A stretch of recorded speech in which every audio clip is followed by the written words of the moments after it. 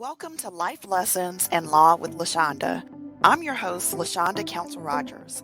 In each episode, we have authentic and entertaining conversations about the impact of the law on women.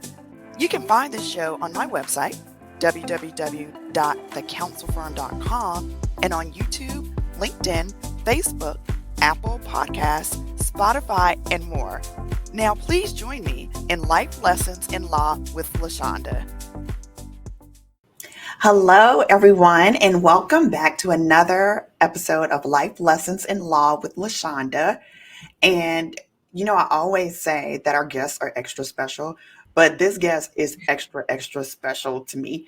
And today we have Attorney Roxann Smithers, the founder of the Smithers Law Group. Hi, Roxann. How are you? Hi, Lashonda. How are you?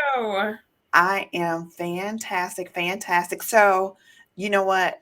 I always like people to toot their own horn. So tell our viewers a little bit about all of your fabulousness. Oh, okay. All right. Well, I'll start with I'm so excited. So, as she said, I'm the founder of Smithers Law Group. We are a full service law firm focusing on providing services to entrepreneurs and business owners. So we hit all the key areas of service that they need. So that's corporate law, that's dispute resolution, employment law, and intellectual property. So we're their legal department. We're very excited about this unique perspective that we bring. I've had the practice for 10 years now. I've been practicing for 20 years. We're virtual, so we harness technology, and it really allows me to have some great attorneys that work with us on the team, but allows them the flexibility to practice what we preach, which is making sure that your work is serving your life versus your life serving your work.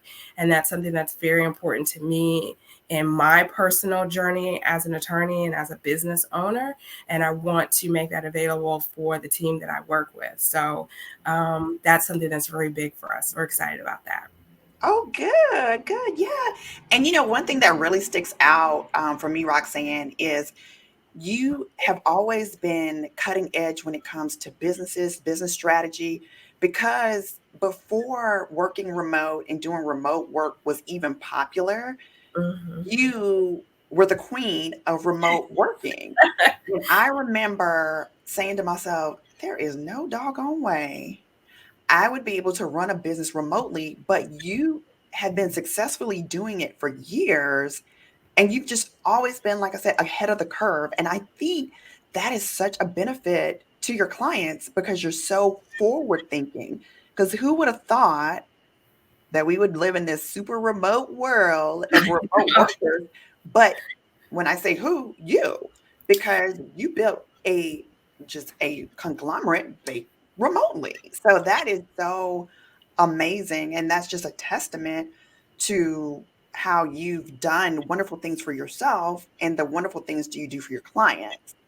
Now, in speaking about that, how do you wed growing your business while still trying to help your clients grow their business?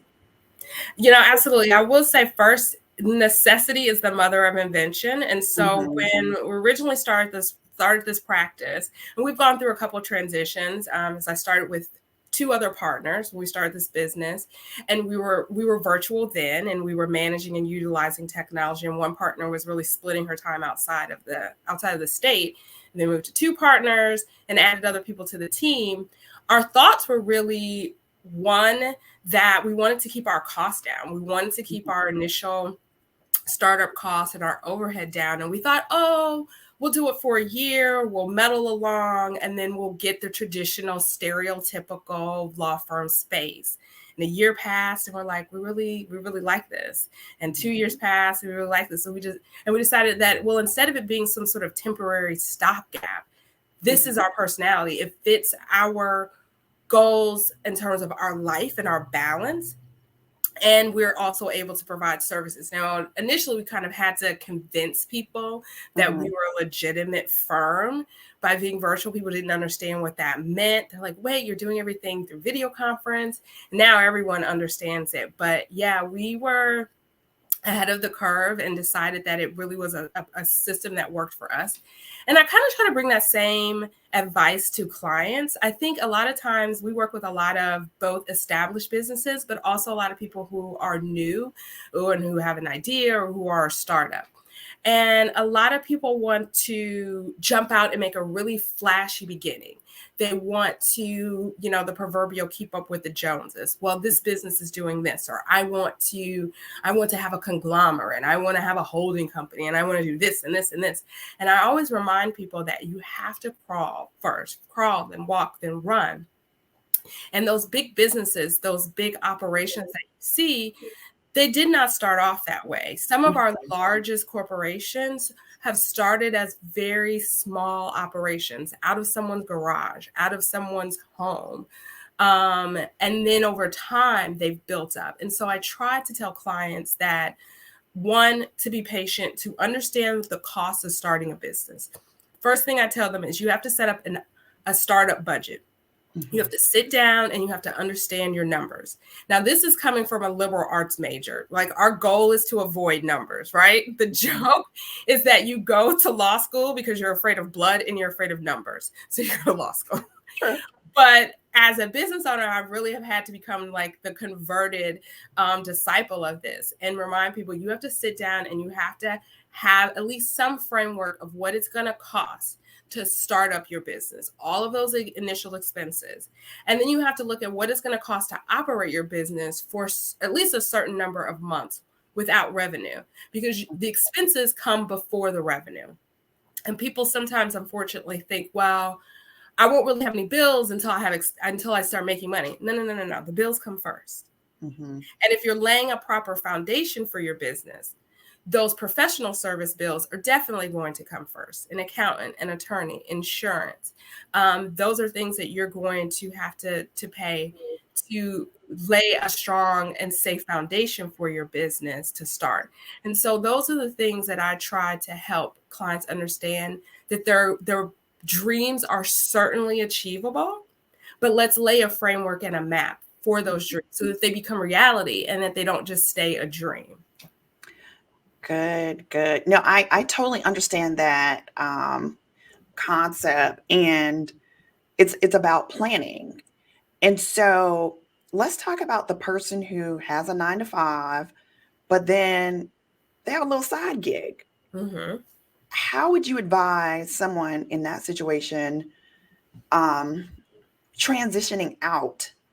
And what things do you think they need to have in place before they formally start their business or just go full throttle with their business? Because, everybody now is talking about new year, new me, new you. Right. And a part of that is, okay, my resolution is to finally follow my dream and start this business.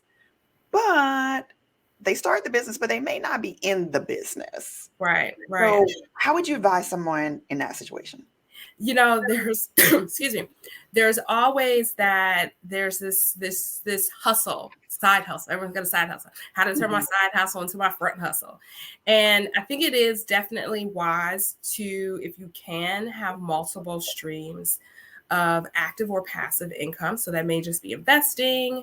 If you're going to have a side hustle that is a more active side hustle, I always recommend that if you are conducting business, that you should be doing so through a legal entity.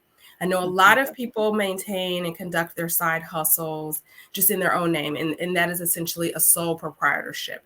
They have not set up a legal structure or a legal entity through which they're running their side hustle. And that is very easy. It is very convenient. However, that can be problematic down the road if you have any issues, because what that means is your personal assets and your assets from your day hustle, your day job, are at risk if there are any issues or there are any problems that arise from doing business under your side hustle. One of the analogies that I give folks is everyone understands the lemonade stand. You're a kid, you have a lemonade stand. Or, we're here in Atlanta and we have the water boys selling water at the intersections. Those individuals are sole proprietors. When you have a lemonade stand and you're 10 or 11 or 12, you're just a sole proprietor. When you're a full-grown adult with a job and maybe a mortgage and assets and kids and a family and a bank account, you should not have the same legal structure that you had when you were selling lemonade when you were 10 or 11 during the summer. You need to, at minimum, set up, very often, small business owners will set up an LLC, limited liability company. It's one of the easiest structures that you can set up. And as long as you run it properly, you create a wall between your personal assets and the assets of your business. Now, there are some responsibilities that go with that. You have to then have a bank account for that entity and run the expenses of your business through that bank account and not through your personal account. But that then protects you, that if under some crazy circumstances, someone gets sick from that lemonade and they come back to you and say, hey, your lemonade may be sick, they don't get access to your salary from your job. They get access to the money that's in the bank account for your lemonade stand, right? Then it's also important to make sure you have some insurance that covers your activities under that lemonade stand, so that a lot of this is, if there's a problem down the road, that you can isolate your other personal assets, and vice versa. If you have a problem on the personal side, that your business is not impacted and the assets from your business are not immediately impacted. So that's one of the first things I tell people, that you got to sit down, you got to put your big girl pants on, and you've got to put some structure around that entity, even if it's a side hustle. And it's easier to do that at the beginning when it's smaller and you've got the time, than when you really want to get into it and you have opportunities and you're trying to do these administrative things, catch up, while you're also trying to grow the business. It's easier when things are calm to organize and put that structure in place. Yeah, no, I totally agree with you because, for instance, I know a lot of people say, well, guess what? I don't have anything. So if somebody comes after me, there's nothing to get. But you do. You do. And then you don't want to deal with that headache unnecessarily when you could have taken a few steps to get everything in order from day one. So when people come to you, obviously they come to you in good times when they're expanding, and they also come to you when things are not so good. Give us a few examples of when they come to you when things are not so good. Right. So, and I definitely love for clients to understand that a business attorney is a very different relationship from other types of attorneys, where when something goes wrong, that's when we kind of show up on the scene. Business attorneys, we are more like a relationship attorney. We like to be there and lay that good foundation when things are going well. It actually can help avoid problems in the future. But if people don't take that advice and they wait until there's a problem and they come to us, one, I tell them, if you come to me at the beginning, I might get a nice pair of shoes out of it. If you come to me once you have a problem, you're probably paying for my vacation. So you decide which you want to do. You want to buy me a nice pair of shoes? With this, or you can get with that. Okay. Or you want to pay for my vacation. And I like saying nice vacation now. So you decide. But first things that I'm going to do when I want to talk to a client is I'm going to ask them, what sort of documentation do we have? So over the years, we've been building up our YouTube channel. We do these videos called Notes from My Legal Pad. We give them a lot of advice for business owners. One of the videos that I've done in the past is called Why Lawyers Love Paper. We love documentation, right? Because it can corroborate your personal recollections of a situation. So I want to see if there's a contract, a signed contract. I want to know if you have written communications about something. If there were issues, do you have letters about it? Do you have emails about it? Do you have text? Do you have a Snapchat? Do you have a sling discussion? Do you have something in writing to give weight and confirmation to what you are personally telling me? Mm-hmm. And I usually am crossing my fingers to hope that there is a contract, and then there's a signed contract. And that's going to be the first hurdle that we have when we're figuring out what are the parameters, what are the rules around how we are going to engage with the other side. The other thing that I often ask clients, I would always ask clients, because I'm very often, most of the times, dealing with business clients, and these are business disputes, is I want to know, what is your goal, both for the relationship with the entity or person that you're having the dispute with, and what is your goal for your business? What are your priorities? Because I'm going to take that into consideration when I am making, I'm advising you on a strategy. So if this is a key customer and they're behind in paying you, and you want to maintain the relationship, but you also need to be paid. So you have to stand up for yourself, but we have to do it in a way that does not destroy the relationship. Then I'm going to take that into consideration in the strategy that I'm going to use. I'm not going to necessarily come in like a bull in a china shop, right? I'm going to come with more precision. I'm going to come more diplomatic. I'm going to come with an approach that is going to look for a win-win, because I want you to get paid, but I also want you to continue the relationship because you told me that you want to continue the relationship. If you're like, I never need to see this person again, I'm never going to deal with them again, they can kick rocks. But then it's like, okay, well, let's strap it on. Let's take the proverbial earrings off. Let's put the Vaseline on, because we're going to go in, because I don't have to worry about. Not the Vaseline. Right. I mean, the proverbial Vaseline. I'm going to go in with a different mindset. I'm also going to look at, okay, what's your budget to fight this? Because you can be completely right. But if it's going to take 2 years and 6 figures to prove that you're right, and you don't have 2 years and 6 figures to prove that you're right, then that's going to impact the strategy that I bring to the table as well. And is this something that you want to spend 2 years focusing on versus focusing on building and growing your business? So it's very important to understand that there's no one right way to do it. There's a recipe. And it's more like cooking than baking. That's very precise. Cooking, it's a dash, it's a taste, it's a what someone likes. Somebody wants something a little spicier. Someone likes this cooked a little, their steak cooked a little longer. And it's figuring out the right combination to get to the outcome that is the best outcome for the client. And sometimes I have to be strong with a client and say, okay, you've told me this is your goal. This is the money that you have. We need to resolve this because you can't afford to fight this. And have a little bit of tough love with them as well. That is so key, that tough love and being completely honest with your clients. Because one thing that I tell potential referrals, because I send anyone who comes to me wanting business advice, because you are my company's business attorney, is that Roxann is going to give it to you straight. She's not a yes person. You do what is in your client's best interest. And I feel that. I feel that because in my practice, I do the same thing. I'm not a yes person. I'm going to tell you what's right. And I do appreciate that with you.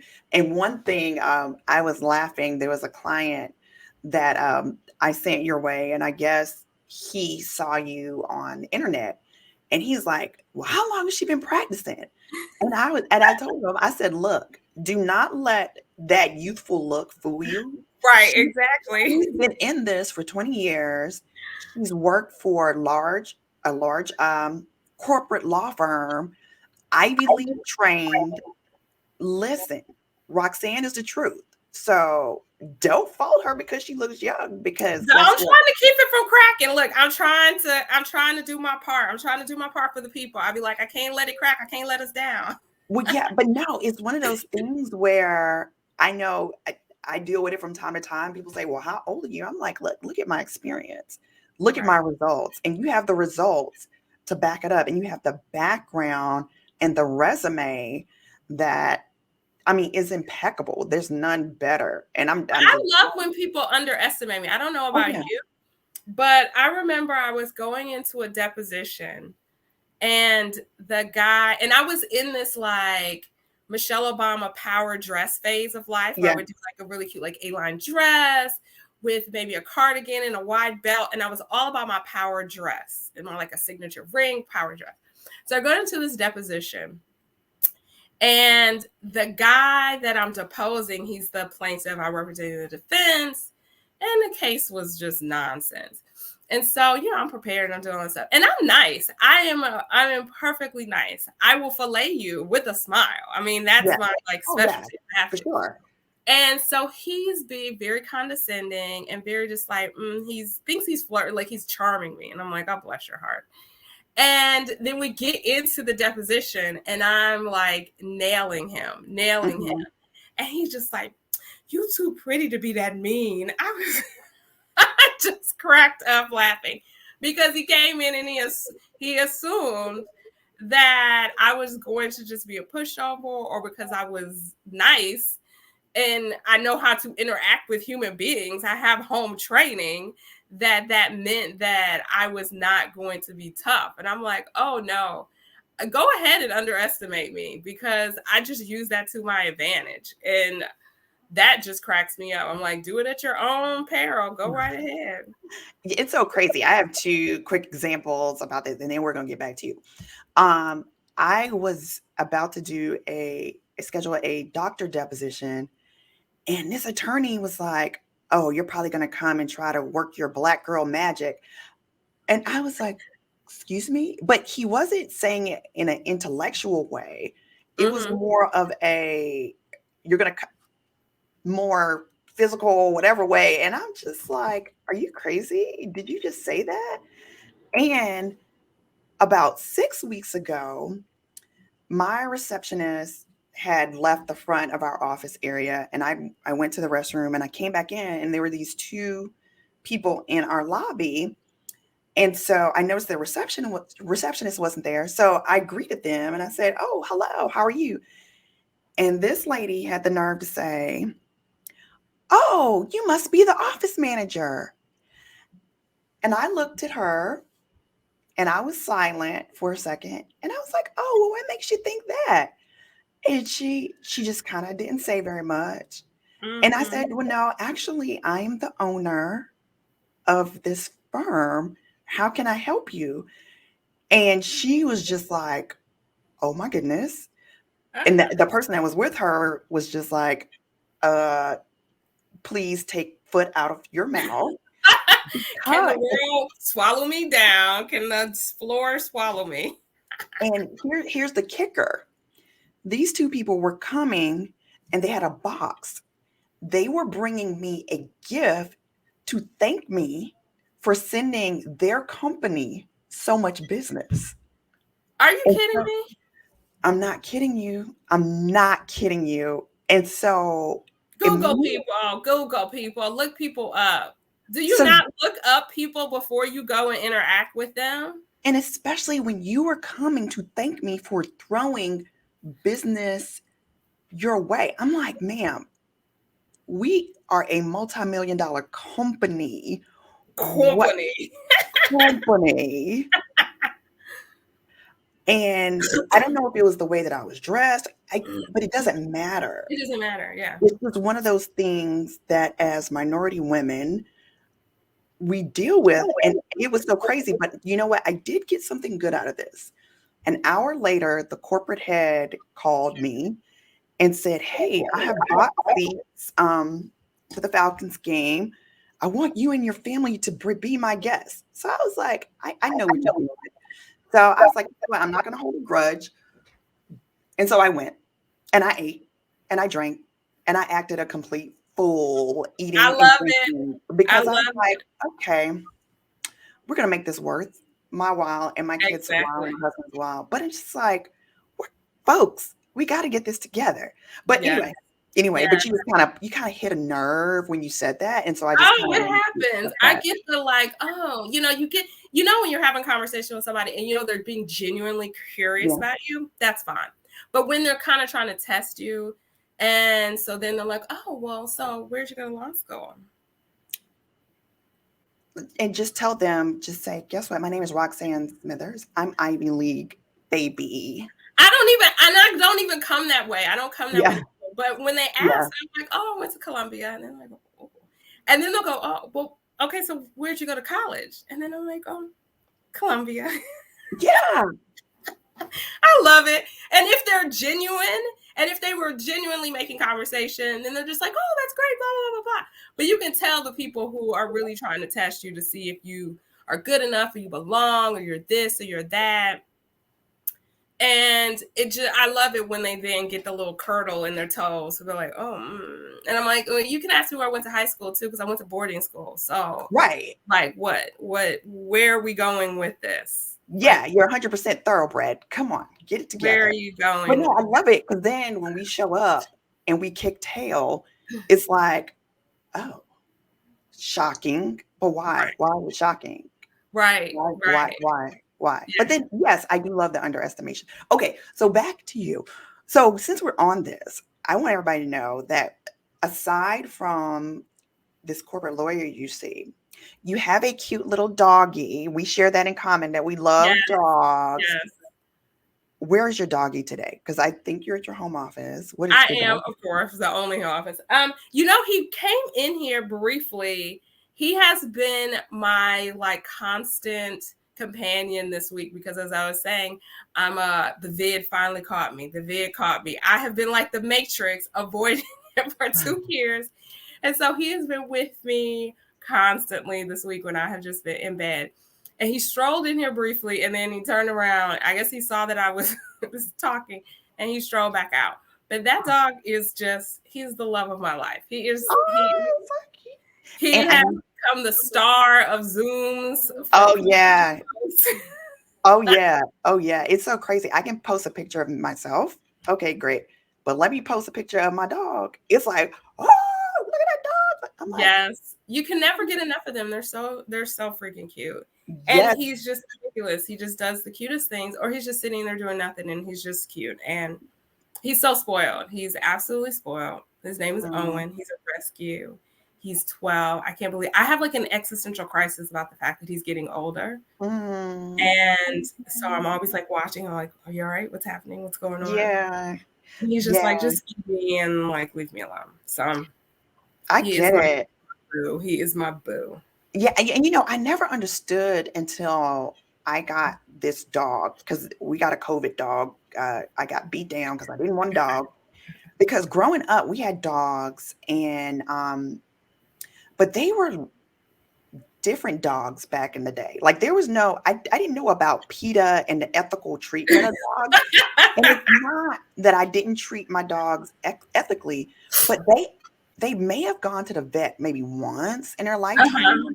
and they ate table food. So if we had spaghetti, my dog had spaghetti. If we had pizza, all right, here's a little piece of pepperoni for you. It was not all this. Don't feed your dog this. You have to have these checkups. And so when I got my dog, I honestly did not know what to do with a new age dog, These new age dogs, and yes. I didn't understand how people would get so obsessed about their dogs. I'm like, it's just a dog. But now I'm like, I need clothes Yes. for the dog. My dog needs this. My dog needs that. And it's so crazy because for Halloween, I picked out the dog's costume before I even thought about my kids. I was like, Right. oh, What was the that dog looks for so good. Halloween? What was the dog for Yeah, Halloween? my little pumpkins on look good in this. But Right. anyway, and I know you love golf and we're both foodies. So Yes. that is all great. But I wish I had more time. We don't. But before we leave, I always ask people to give us something quick. Our term is legal, living life and being legal. And when I say legal, I mean letting your ego go and living. Just give us a quick time when you let your ego go and you lived. I let my ego go and I lived. Well, my motto, even before the pandemic, but definitely during the pandemic, has really been about life is to be lived. Mm-hmm. And so I have really been trying to focus on finding ways to really enjoy myself and really kind of just say yes to things and pursue things.